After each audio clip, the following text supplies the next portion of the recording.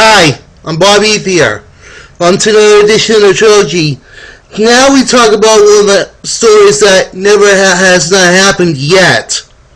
And this is what is I wrote during my addictions.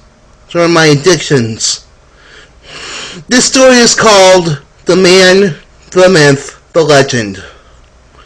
This was before the dream wedding of a lifetime. But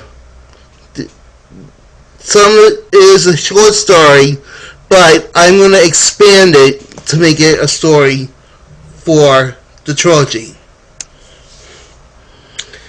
Here it is.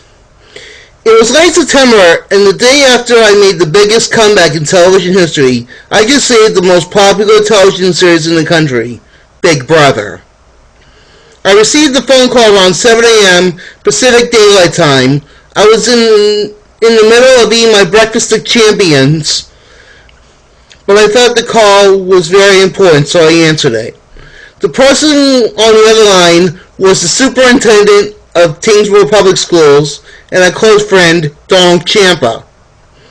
He told me the greatest news I could ever get. It was the school finally inducted me into the Tingsboro's Athletic Hall of Fame. He also said that my football jersey and wrestling singlet will be hung up by the gym rafters.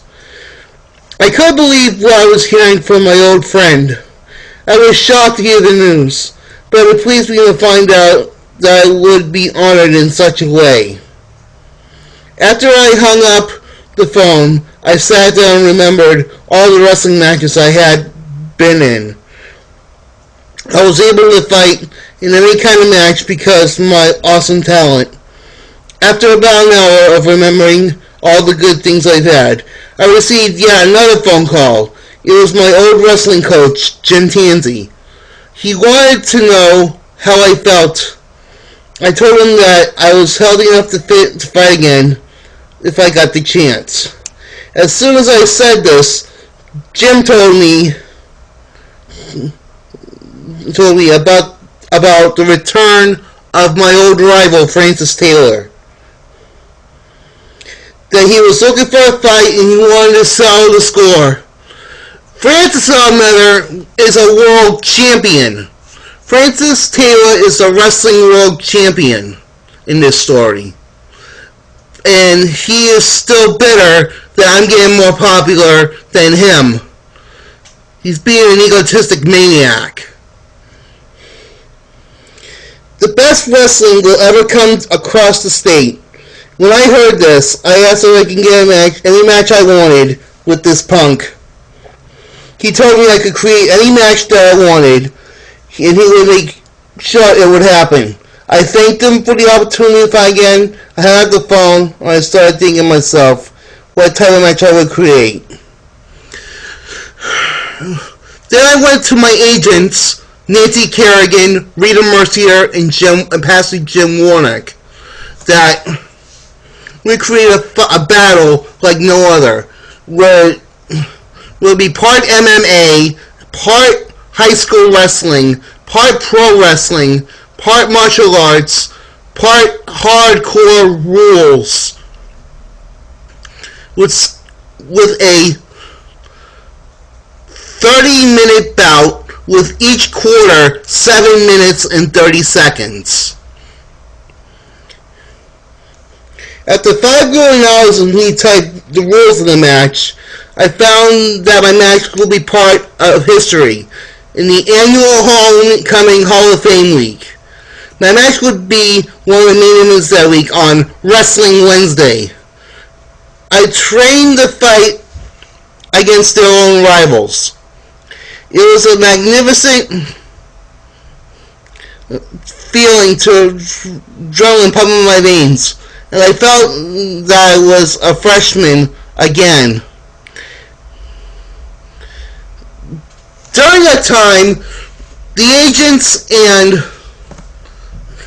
my family set up a dinner at Wong Fu's.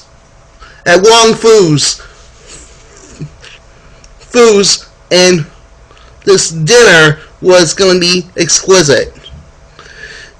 It was going to be our first encounter, me and Francis again, after all these years. But lo and behold, he brought in another element. He brought in one of the people who tried to nail me for years, giving me false accusations and false hope. Her name is Christina. She wanted to ruin my life and send me back to a mental hospital where I'd be incarcerated for life. After he blew off the dinner, I was going to have the buffet, but then my friend Larry Sharp showed up saying, I'll pay, it's on the house. So you think this is going to, and he said, go eat. And I asked him, I asked him, why the good heart? And he said, I am putting everything on the line. I am putting my business on the line to make sure you win. My brother is not going to own this town. Gary Sharp is the one who wants to make, is like the offender of them all, but make it legal. I'll tell you more in the next period.